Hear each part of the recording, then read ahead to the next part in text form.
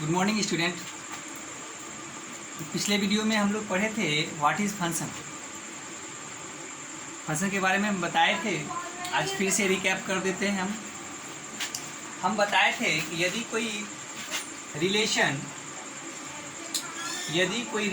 f ए set से B set पर अगर बनता है, यदि कोई रिलेशन f ए सेट से बी सेट पर अगर बनता है तो हम इस रिलेशन को फंक्शन कहेंगे जब दो कंडीशन को फुलफिल करें। पहला कंडीशन है यदि ए सेट में कोई भी एलिमेंट हो, for each element of set A set का प्रत्येक एलिमेंट, यानी ए सेट के प्रत्येक एलिमेंट को लिखा जाता है ऐसे, for all a belongs to a, उसके लिए एक एलिमेंट बी जो कि बी सेट में मिलेगा और इम्प्लाइज, तब आपका ए बी कहाँ चला जाएगा, एफ में। कहने का मतलब यह है कि ए सेट में कोई भी वस्तु बचना नहीं चाहिए।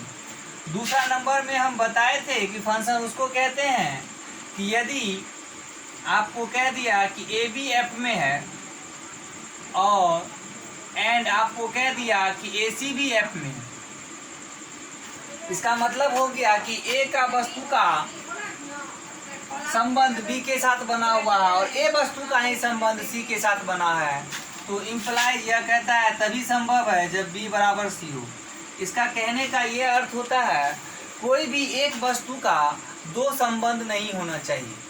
तो हम यह बातें, संबंध वाली बातें यह रिलेशन में कहा करते, लेकिन जब फंक्शन हो तो हम कहेंगे अगर वस्तु यहाँ पर ए है तो इधर अगर उसका संबंध बी बना तो हम कहेंगे कि बी जो है ए का इमेज है। बी क्या है? ए का इमेज है और ए को बी का प्री इमेज कहा जाता है। ठीक है, बी को हम लोग कहेंगे ए का इमेज है और ए को कहेंगे बी का प्री इमेज है। यानी आपको बताए थे इसमें और एक उस वीडियो में हम यह भी पढ़ाए थे कि डोमेन के बारे में बताए थे। तो हम बताए थे कि सेट ए जो होता है वह डोमेन कहलाता है। फंक्शन का जो पहला सेट होता है वह डोमेन कहलाता है और दूसरा सेट जो होता है वह को डोमेन कहलाता है। दूसरा सेट को डोमेन कहलाता है और फंक्शन में जो एलिमेंट भागीदारी लेता है, जो एलिमेंट भाग लेता है और उसका जो इमेज बी सेट में बनता है, तो वो इमेज एलिमेंट जो होता है, इमेज एलिमेंट को ही हम लोग फंक्शन का रेंज कहा जाता है। फंक्शन का अगर हमको रेंज कहना है तो वह ए सेट का इमेज होता है। ए सेट का क्या होता है? इमेज होता है। हम लोग फंक्शन को कहेंगे कि ए सेट का क्या है? इमेज है। ठीक है, तो ए सेट के इमेज को ही हम लोग फंक्शन कहते हैं, रेंज कहते हैं। और पहले सेट को डोमेन, दूसरे सेट को को डोमेन कहा जाता है। तो हम डोमेन के विषय में भी हम इस विषय में चर्चा कर चुके हैं। डोमेन क्या है, को डोमेन क्या है और रेंज क्या है। आप एग्जाम्पल के तौर पर भी आप देख सकते हैं। एग्जाम्पल के तौर पर क्या कि मान लीजिए ए कोई सेट है, इसमें वस्तु हमने लिया -2 -1 0 1 2 लिया। ठीक है, और हमने एक बी सेट लिया, इसमें वस्तु 0 1 2 3 4 5 लिया और फंक्शन हम डिफाइन कर रहे हैं ए सेट से बी सेट को डिफाइन बाय। देखिए फंक्शन को कैसे डिफाइन किया गया, डिफाइन बाय fx बराबर x², fx बराबर x², इस तरह से फंक्शन को डिफाइन किया गया है। तो यहाँ पर गौर कीजिए, एक सेट ए है, दूसरा सेट क्या है आपका बी है, और ए सेट में जो वस्तु है -2 -1 0 1 2 है और इसमें वस्तु जो है 0 1 2 3 4 5 है और फंक्शन ए सेट से बी सेट पर डिफाइन किया गया। तो फंक्शन जो ए सेट से बी सेट पर डिफाइन किया गया है, तो देखिए किस रूल के अंतर्गत डिफाइन किया गया। फंक्शन किस रूल के अंतर्गत डिफाइन किया गया, पहले इस बातों को देखें। तो फंक्शन क्या है कि एफ एक्स बराबर क्या है, एक्स स्क्वायर। यानी कि यदि फंक्शन -2 है तो -2 का स्क्वायर करेंगे तो 4 होगा। यदि फंक्शन -1 है तो उसका स्क्वायर करेंगे तो 1 होगा। अब यदि x का वैल्यू 0 है तो उसका स्क्वायर करेंगे तो 0 होगा। यदि 1 है तो 1 होगा, 2 है तो 4 होगा। तो यानी कहने का मतलब है हम ये पहले सेट को हम लोग कहेंगे डोमेन है, दूसरे सेट को कहेंगे कोडोमेन है। पहले सेट को डोमेन और दूसरे सेट को कोडोमेन कहा जाता है। और जो देखिए जो इस रूल के अंतर्गत भाग लिया, जो एलिमेंट, उसको हम लोग रेंज कहेंगे, रेंज ऑफ एफ। तो एफ का रेंज देखिए क्या क्या है। एफ का रेंज 0 हुआ, एफ का रेंज क्या है 1 है, एफ का रेंज क्या है 4 है। यानी आप देख लीजिए कि आपने बी सेट का जो एलिमेंट है केवल 0, 1 और 4 ही भागीदारी ले रहा है। ये बी सेट का जो एलिमेंट है 0, 1 और 4 वही इस पार्ट के वस्तुओं का संबंध हो रहा है, इस रूल के नियमों को फॉलो कर रहा है। तो जो एलिमेंट आपका हिस्सेदारी यानी भागीदारी हो लिया वही एलिमेंट आपका रेंज कहलाएगा। और रेंज याद रखें कि रेंज हमेशा किसी भी फंक्शन के कोडोमेन का सबसेट होता है। और कोडोमेन क्या है, बी है। यानी बी सेट, रेंज हमेशा बी सेट का सबसेट हुआ करेगा। तो ध्यान रखें, क्या यह फंक्शन के रूलों को फॉलो कर रहा है? कोई भी एलिमेंट ए सेट का बचा नहीं बचा, पहले रूल को फॉलो कर रहा है। दूसरा रूल क्या कहता है, कोई एक वस्तु का 2 इमेज है क्या? कोई एक वस्तु का 2 इमेज नहीं है, 2 वस्तु का 1 इमेज है, 2 वस्तु का 1 इमेज है, 2 वस्तु का 1 इमेज है। तो 2 वस्तु का 1 इमेज हो सकता है, पर एक वस्तु का 2 इमेज नहीं होता है। अगर होता है तो वह फंक्शन नहीं कहलाएगा। इस ऐसी बातें हम फंक्शन में के चैप्टर में पार्ट 1 में हम इस पार्ट 1 के वीडियो में हम इस बातों को बता चुके हैं। जो कोई भी उस वीडियो को नहीं देखे, सबसे पहले उस वीडियो को देखें, तब आपको यह पार्ट 2 समझ में आएगा। और यह वीडियो जो है 11th और 12th दोनों क्लास स्टूडेंट के लिए है। दोनों क्लास के स्टूडेंट इसको पढ़ सकते हैं, जानकारी ले सकते हैं, क्योंकि यह चैप्टर 11th में भी है और 12 में भी है। 11th में कम है, 12 में ज़्यादा है, इसीलिए 11th क्लास के स्टूडेंट भी देखें, उसके लिए भी बेनिफिट है। आराम से इस चीज़ों को देख सकते हैं। आइए हम लोग देखते हैं एक नया क्वेश्चन। नया क्वेश्चन क्या है, यहाँ पर गौर करेंगे। डोमेन रेंज से ही संबंधित है, डोमेन रेंज से ही रिलेटेड है। तो यहाँ पर पहला क्वेश्चन है कि यदि कोई ए सेट है और फंक्शन ए से जेड पर है, और जेड क्या है, जेड आपका सेट ऑफ इंटीजर है, सेट ऑफ इंटीजर है, पूर्णांक संख्याओं का सेट है। पूर्णांक संख्याओं का मतलब जेड में 0 और -1 +-1 +-2 +-3 +-4 डॉट डॉट डॉट इस तरह की संख्याएं हैं जेड में। और ए में आपकी ए सेट की संख्या आपको पता है -2 -1 0 1 2 है। और कहता है फंक्शन देखिए डिफाइन किया गया है, तो आप गौर करें, तो आपको कहता है रेंज ऑफ एफ निकालें। तो पहले ए सेट लीजिए, ए सेट है आपका -2 -1 0 1 2। देखिए ए सेट में भी वही है जो हमने पिछले एग्जाम्पल को दर्शाया था। तो कोई ज़रूरी नहीं है कि ए सेट हमेशा यही हुआ करता है, ऐसा कोई ज़रूरी नहीं है।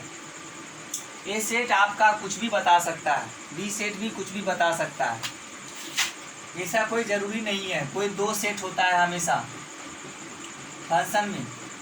और इसमें जो एलिमेंट है क्या है, 0 है, -1 भी है, +1 भी है, -2 भी है, +2 भी है, -3 भी है, +3 भी है, -4 भी है, +4 भी है, -5 भी है, +5 भी है।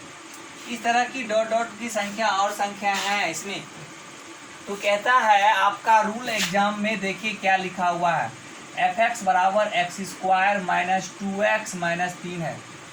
x के जगह अगर -2 रखा जाए, पुट x = -2, जैसे ही x के जगह -2 रखेंगे तो -2 का स्क्वायर, -2 × -2 - 3, तो ये आपका 4 आएगा, ये 4, ये -3, 4 4 8, 8 में 3 गया, कितना बना 5, यानी -2 का इमेज आपका +5 बन गया।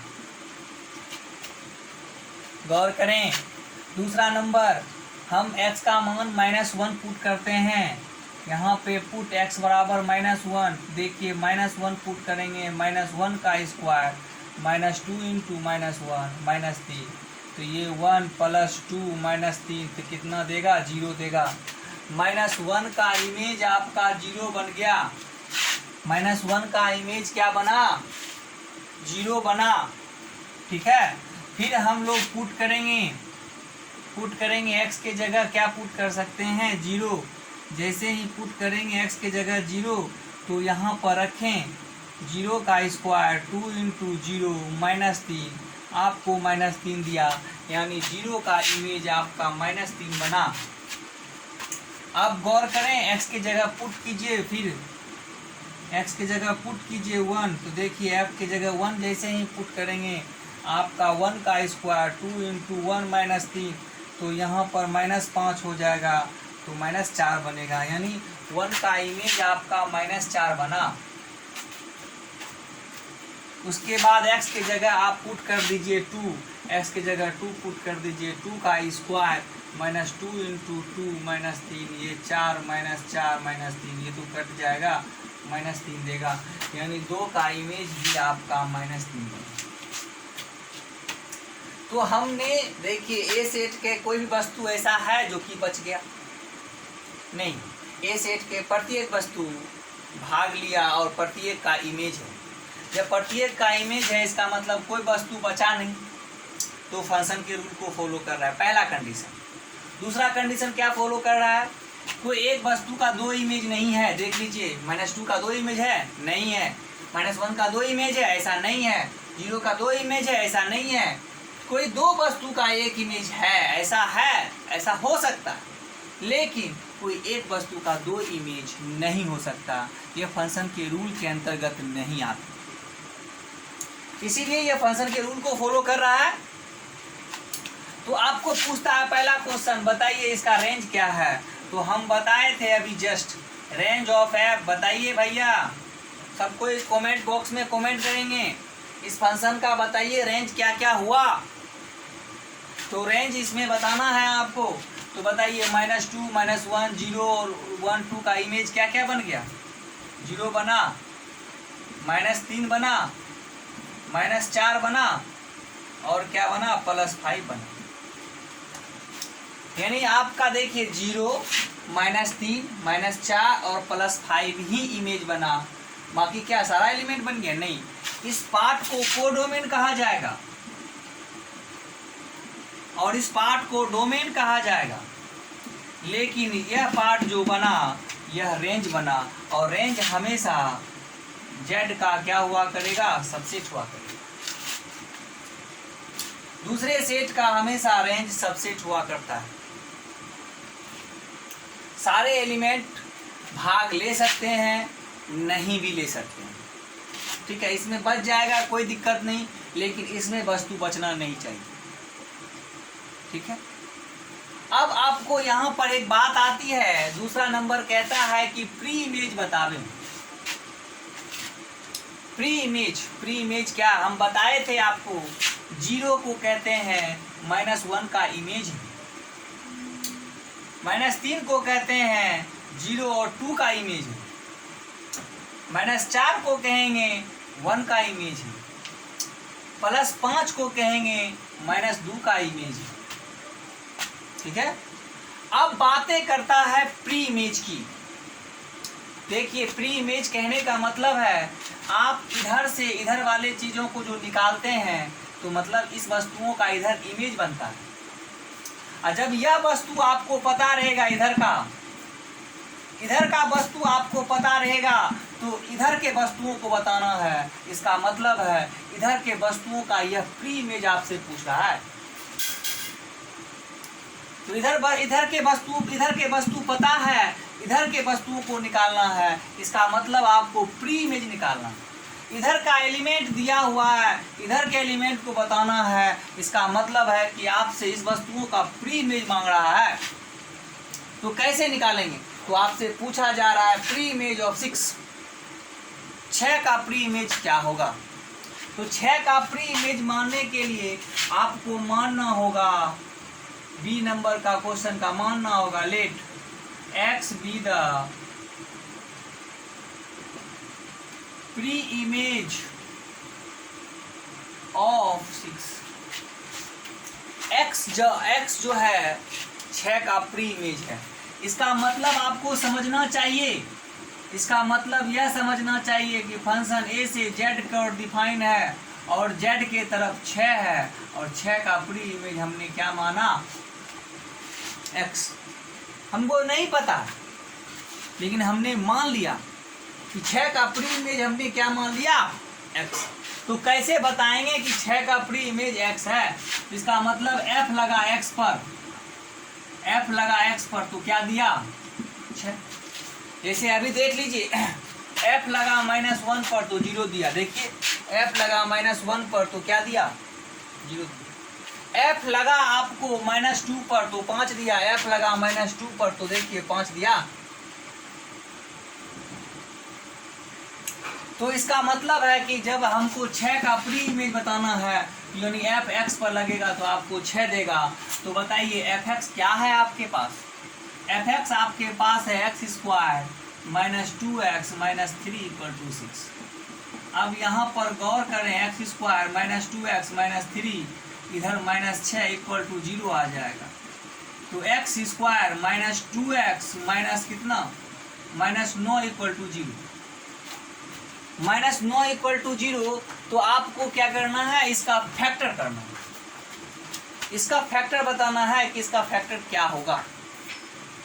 इसका फैक्टर तोड़िए, क्या होगा? -9x²। देखिए तोड़ करके -9x² आता है? नहीं आएगा। इसका फैक्टर नहीं टूटेगा। तो जब फैक्टर नहीं टूटता है तो फॉर्मूला लगाते हैं -b ± √b² -4ac/2। तो b क्या है आपके पास? -2 ± b² यानी -2 का स्क्वायर -4। a का मान 1 है, c का मान आपका -9 है बटे कितना? 2 × a 1। तो 2 प्लस में इसका स्क्वायर कीजिए 4 हो गया प्लस 9 × 36। यहाँ पर 2 ± √40 आ जाएगा बटे 2। 40 का रूट निकालिए, आपको 2 + 2 √10 आ जाएगा बटे कितना? 2 कैंसिल, 1 ± √10 आ जाएगा। तो आपका x क्या आया? 1 ± √10। क्या x है? x कहाँ का होता है? a सेट का। x किधर का लिए हैं? a सेट का। क्या आपका a सेट में ऐसे वस्तु हैं? तो हम बताएंगे यह वस्तु a सेट में नहीं है। Not belongs to a set. ऐसे करके देखिए, कैसे फिर से देख लीजिए। Not belongs to a set. a set में यह वस्तु बिलोंग नहीं करता है। इट मीन्स डैट, इसका यह अर्थ है कि 6 का प्री इमेज नहीं हो सकता। इस डोमेन के अंतर्गत 6 का प्री इमेज नहीं होगा। बात क्लियर? अगर किसी वस्तु का आपको प्री इमेज निकालने के लिए कह दिया जाए और आपको डोमेन पता है तो इस रूल का ही आप उपयोग करेंगे। दूसरा भी आप देख सकते हैं, आप इसका पहले स्क्रीनशॉट ले लें। दूसरा भी आप देख सकते हैं कि कैसे हम बताते हैं। आपको -3 का प्री इमेज बताना है। तो -3 का आप देख लीजिए, -3 का कितना प्री इमेज बना है, 0 और 2। और आपको इस रूल के अंतर्गत निकाल के दिखा देंगे कि -3 का प्री इमेज 0 और 2 ही होगा। देख लें।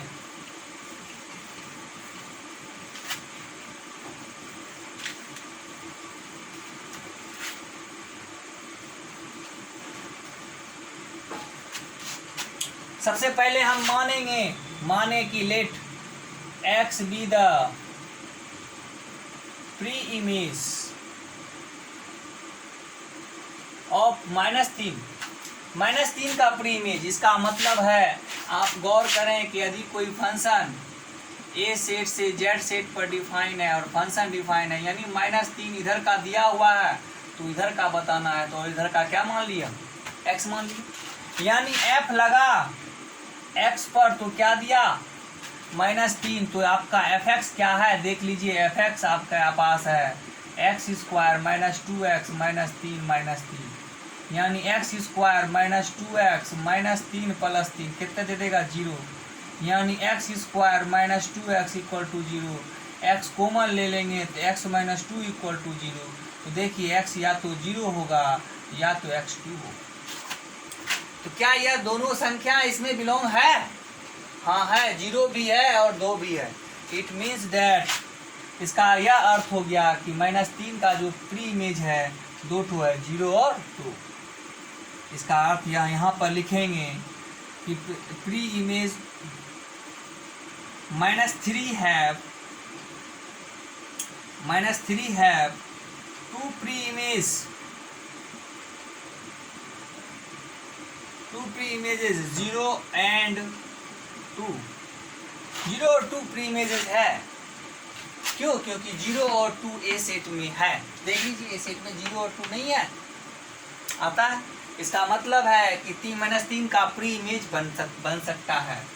आपसे पूछा है क्या 5 का प्री इमेज है, मान लीजिए इधर 5 है तो उसका प्री इमेज क्या होगा, तो आपको फिर अगेन मानना पड़ेगा, आपको मानना पड़ेगा कि -5 का जो है प्री इमेज है कि नहीं। इसी तरह का आपको बनाना होगा। यहाँ पर गौर करें, हमने माना x भी द प्री इमेज ऑफ कितना, 5। तो इसका मतलब है कि fx बराबर 5 और fx क्या है आपके पास, x² - 2x -3 = 5। यहाँ पर गौर करेंगे, x² - 2x इधर आ जाएगा तो -8 हो जाएगा। इसका factor तोड़ें, x² - 4x + 2x -8 = 0। x common ले लें, x - 4, 2 कॉमन ले लें, x - 4 = 0। यानी x - 4 और x + 2 = 0। तो x - 4 या तो 0 के बराबर होगा, x + 2 या तो 0 के बराबर होगा। तो यहाँ पर गौर करें, x - 4 0 के बराबर होगा तो x का मान 4, x + 2 0 के बराबर है तो x बराबर कितना, -2। यानी कि कहने का यह मतलब है 5 का 2 प्री इमेज, 5 का 2 प्री इमेज कौन कौन, 4 और बट लेकिन 4 does not belongs to set A. A set में 4 नहीं है। यहाँ पर लिखेंगे ए सेट में 4 नहीं है, इसीलिए 4 जो है 5 का प्री इमेज नहीं कहलाएगा। केवल -2 बिलोंग करता है ए सेट में, इसीलिए -2 is a pre image of 5। 5 का केवल एक ही प्री इमेज होगा, -2, 4 नहीं होगा, क्योंकि 4 डोमेन में नहीं है। क्या किसी तरह का आप लोगों को इसमें किसी प्रकार का अगर दिक्कत है तो वीडियो को फिर से देखें, पुनः देखें। और तो भी अगर समझने में किसी प्रकार का दिक्कत हो, डोमेन रेंज को समझने में, तो आप हमें कमेंट बॉक्स में कमेंट लिखकर बताएंगे कि हमको इस तरह की चीज़ें समझ में नहीं आई। और हम नेक्स्ट वीडियो में भी हम आपको डोमेन के बारे में ही बहुत सारे ऐसे फंक्शन हैं जिसको बताना है कि उस फंक्शन का डोमेन क्या है, और यह भी बताना है कि उस फंक्शन का रेंज क्या है। दोनों बातें बताना पड़ता है। और आप अगर फंक्शन के डोमेन रेंज को अगर यदि समझने लगे हैं तो आपको फंक्शन से संबंधित जितने भी कैलकुलस के पार्ट हैं, कंटिन्यूटी हो, डिफरेंशिएबिलिटी हो, लिमिट हो, आपको सभी चीज़ें आसानी से समझ में आ सकती है। इसलिए आप वीडियो को देखते रहें और दूसरे लोगों को सब्सक्राइब करने के लिए कहें और बी कंटिन्यू। आज के लिए यहीं तक। आप लोगों को हमारा वीडियो देखने के लिए धन्यवाद। Thank you.